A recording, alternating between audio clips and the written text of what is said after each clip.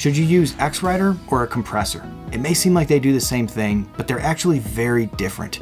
And in this video, we're going to break down exactly how they work and when you should use each one. Compressors are often thought of as turning down the peaks and then bringing up the overall gain in order to reduce the dynamic range of a signal. This is an oversimplification. It's not completely wrong, but there's a lot more to it. There are so many aspects to compression which can affect and color the sound.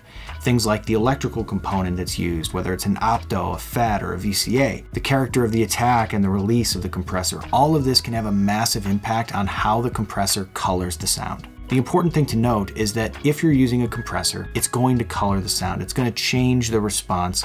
And typically that's very pleasant. Typically we want that when we're processing a vocal. But sometimes if you have a super dynamic vocal performance, you can't actually compress it enough in order to get it to sit perfectly in the mix. So traditionally, producers and engineers had to automate the volume. They had to go in and draw an automation. Now this can be very tedious and time consuming when you're doing an entire vocal track, maybe especially if you have multiple vocals in the session. So that's where Xrider comes in. Xrider isn't a compressor. It works in a completely different way. It detects the incoming gain, then allows you to set a target output. It will then apply transparent gain adjustments to reach that target output. This allows you to get a perfect vocal ride that always stays within the range that you want it to. So it's not a question of if you should use Xrider or a compressor, but rather how you can use both of them to achieve what you want in your mix. So for especially dynamic vocals, I like to place Xrider before the compressor in the chain, and this is just going to help level it out.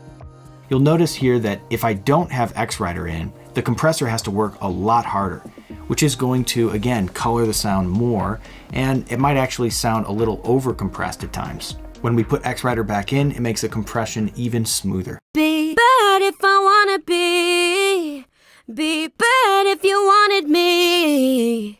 Be bad if I wanna be bad if you wanted me. Another way I like to use Xrider is at the very end of the chain, after any compression.